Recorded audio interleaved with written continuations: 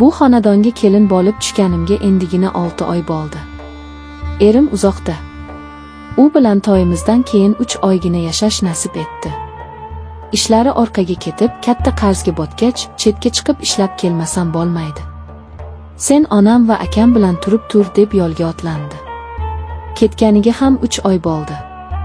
Bir oy har kuni telefon qildi, keyin kunora, hozir esa haftada bir marta zo'rg'a gaplashamiz.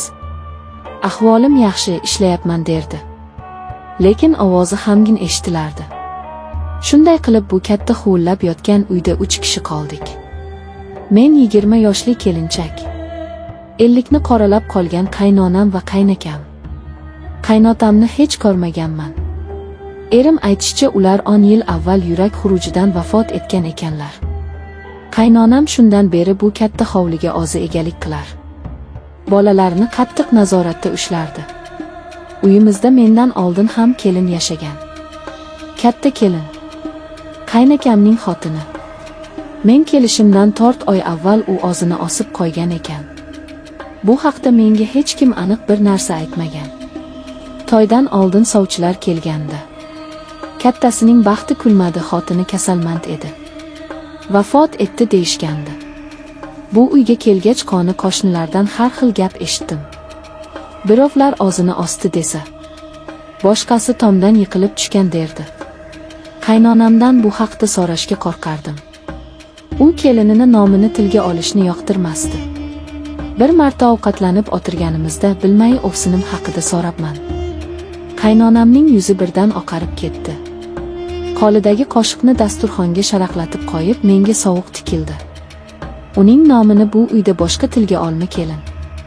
Jinniligi bor edi. O'ziga o'zi qildi dedi. Va o'rnidan turib ketdi. Qaynakam esa u juda boshqacha odam edi. Gavdasi polvonlardek, ammo ko'zlari doim bir nuqtaga tikilib turardi. Kam gap odamovi. Ko'pincha oshxonasiga kirib olib soatlab chiqmasdi. Lekin ba'zan uning nigohini o'zimda his qilardim. Oshxonada ovqat qilayotganimda, hovlini supurayotganimda orqamdan tikilib turganini sezardim.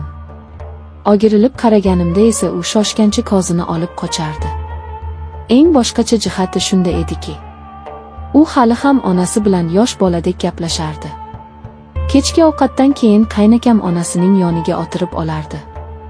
Qaynonam uning boshini silab, sochlarini o'ynardi. Ba'zan esa qaynakam onasining oyoqlarini uqalab o'tirardi. Bu holat menga juda erish tuyulardi. Lekin onasi-ku deb o'zimni ovutardim. Qaynonamning menga munosabati yomon emasdi. Lekin mehr ham yo'q edi. Faqat buyruq berardi. Uni qil, buni qil. Erim bilan gaplashib bo'lganimdan keyin doim so'rardi. Pul jo'natmasmikin? Qarzlari bo'ynimizda turibdi. Kunlar o'tgani sari bu uydagi vaziyat meni tobora siqib qo'yardi. O'sha mashhum kecha. Yarim tunda chanqab uyg'ondim. Tomog'im qurib olib bo'lib yonardi. Xonamdan chiqib oshxona tomon yurdim. Odatda kechasi hamma oshxonasiga kirib yotardi. Qaynonamning xonasi yonidan o'tayotganimda bir narsani payqadim. Uning eshigi odatda yopiq turardi. Lekin bu safar qiya ochiq qolibdi. Joyimda to'xtab qoldim. Nega eshik ochiq? Balki havosi dimiqib ochib qo'ygandir. Lekin u hech qachon bunday qilmasdi. U ayol o'ta ehtiyotkor edi. Qandaydir bir yovuz kuch meni eshik tomonga tortayotgandek edi. Yuragim gup-gup urardi. Men sekin eshikka yaqinlashdim. Ichkaridan ovoz kelardi. Past pichirlagan ovoz. Yo'q, bu oddiy pichir-pichir emasdi. Bu erkalash, nozlanish ovozi edi. Qaynonamning ovozi. Ammo men uni umuman boshqa ohangda eshitayotgandim. U yosh qizdek nozlanib ingranardi. Sovuq ter bosib ketdi. Qaynonam xonasida kim bilan gaplashyapti? Nima bo'lyapti o'zi? Titrab, qo'rqqanimcha eshikka yaqinlashdim. O'zimni to'xtata olmadim. Ichimda nimadir qarama. Ket deb baqirardi. Lekin vujudim bo'ysunmasdi. Xonaga derazadan xira nur tushib turardi. Dastlab hech narsani anglamadim. Faqat to'shakka qaradim. Va keyin uni ko'rdim.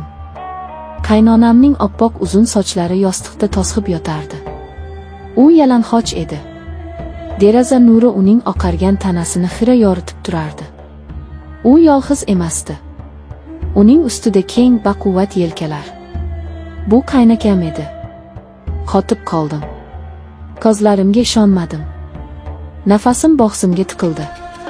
Ko'rayotgan narsam shu qadar jirkanch, shu qadar dahshatli ediki, miyam uni qabul qilishdan bosh tortardi. Qaynakam onasining bag'rida, qaynonam esa uning yelkasidan mahkam quchoqlab olgandi. O'sha paytda miyamga bir fikr chaqmoqdek urildi. Katta kelin, ovsinim, u jinniga aylanmagan. U bekorga o'zini osmagan. U ham buni ko'rgan. Menga o'xshab yarim kechasi chiqqan va shu manzaraga guvoh bo'lgan. Bechora nima qilishini bilmagan. Balki dod solgandir. Balki qaynakamga yopishgandir. Qo'rquvdan butun vujudim muzlab qoldi. Orqamga qanday tisarilganimni bilmayman. Oyoq ostimdagi eski yog'och pol xichirlab ketdi. O'sha zahoti xonadan ovoz keldi. Kim bor bu yerda? Bu qaynakamning ovozi edi. Men qotib qolgandim. Qimirlay olmadim. Ichkarida nimadir taraqladi. Kimdir shoshib o'rnidan turayotgandi. O'zimga keldim. Bor kuchim bilan orqamga o'girilib oshxonam tomon yugurdim. Eshikni yopib nafasim yetmay eshikka suyanib qoldim. Yo'lakda qadam tovushlari eshitildi. Qaynakamning qadamlari. Ular to'g'ri mening eshigim oldiga kelib to'xtadi.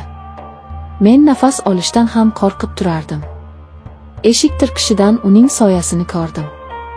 U eshigim ortida jim turardi. Shu yerdaligimni bilardi. U polning xichirlaganini eshitgandi. Bir daqiqa o'tdi. U go'yo men nima qilishimni kutib turgandek edi. Keyin eshik dastasini sekin ushladi. U eshikni ochishga harakat qilardi. Lekin men eshikni qulflab olgandim. So'ngra qaynonam ham keldi. Ular eshigim ortida turib olishgandi. Ular pichir-pichir bir narsalar deyishardi. Keyin qadam tovushlari uzoqlashdi. Men esa eshikka suyangancha o'tirib qoldim. Butun vujudim qaltirardi. Men tuzoqqa tushgandim. Dahshatli tuzoqqa. Endi men nima qilaman? Erim uzoqda. Unga telefon qilib onangiz bilan akangiz shu ishni qildi deya olamanmi? U menga ishonadimi? Yoki meni ham aqldan ozganga chiqarishadimi?